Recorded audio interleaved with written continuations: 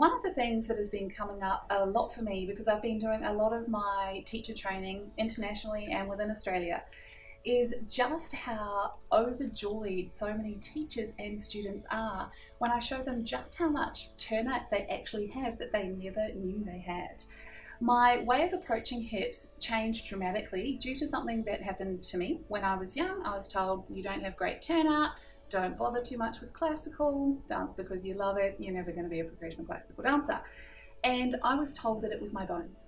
So I never really pushed it. I just accepted that, well, that's the way my pelvis was made, then that's fine. When I was 26, one of my staff members gave me a 4-hour massage. Now, we didn't plan on it being 4 hours, but I had paid to put him through a massage therapy course, and he just did all of the techniques that they had been taught. And he worked his way through and he did a lot of beautiful deep hip releases. And then I got up off the table afterwards, did a grand plie, and my knees went sideways for the first time ever at age 26. Now, I burst into tears and he said, "Why are you crying? That looks great." So you don't understand. And it was this sudden revelation that I had always had this and I had never been able to use it. I'd been trying so hard with my muscles to show more turnout and get more by muscling it, that I'd actually blocked myself off from what was actually there. So it was a little too late for me. However, that completely changed how I work with dancers' hips. So what I do now is really closely assess what is possible in each position and what the restriction is, so that we can be very, very intelligent and effective about how we focus on improving that. So I want to explain a little bit about the process of that today. So when a student comes in and they say, "I want more turnout," I say, "Well, which one?"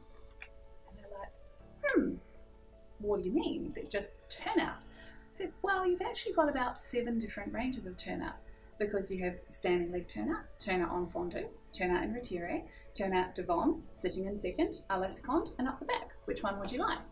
I say, "All of them." So what I like to do is I prioritize standing leg turnout, but we assess what's going on in each position, what is the restriction, and what is the best way of fixing that. So I'll just explain a little with model here. So if we're thinking about standing leg turnout, it's more about where exactly the hip bone is facing, does come into it, and what is actually happening at the head of the femur. So we need to assess the bones.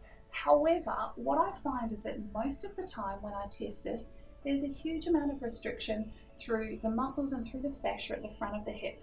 If there's a stretching or gentle restriction here, this often responds really well to hip mobilizers, fascial mobilization of the front of the hip, things like this. Some people, though, have compression at the back of the hip, so pushing into that direction is not actually going to get anywhere. To release them, we actually need to go into a turned in position or work on some of the restrictions around the back of the hip to allow the hip to sit better in the socket. So it depends where you feel it.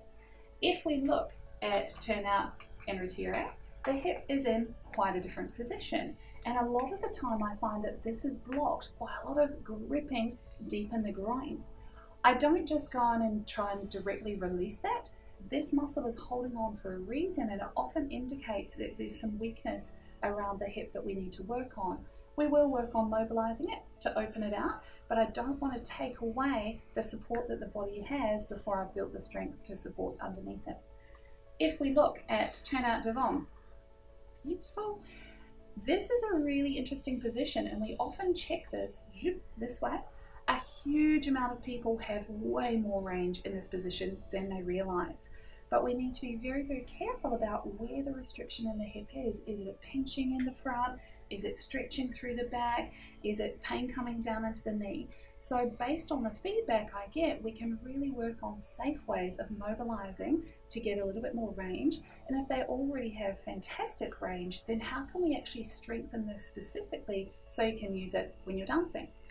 If we look at sitting out in second, this is one that, again, a lot of people have way more range than they actually realize they do. A lot of the time it's being blocked by excessive muscle contraction. If they've been using all of their glutes to try and muscle it out, often muscle tension will actually be blocking, and they'll feel it around the back of the hip. Same thing can happen in the deep inner thighs.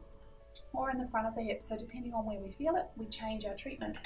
Then if we think about it in an arabesque, around to the back, there we go.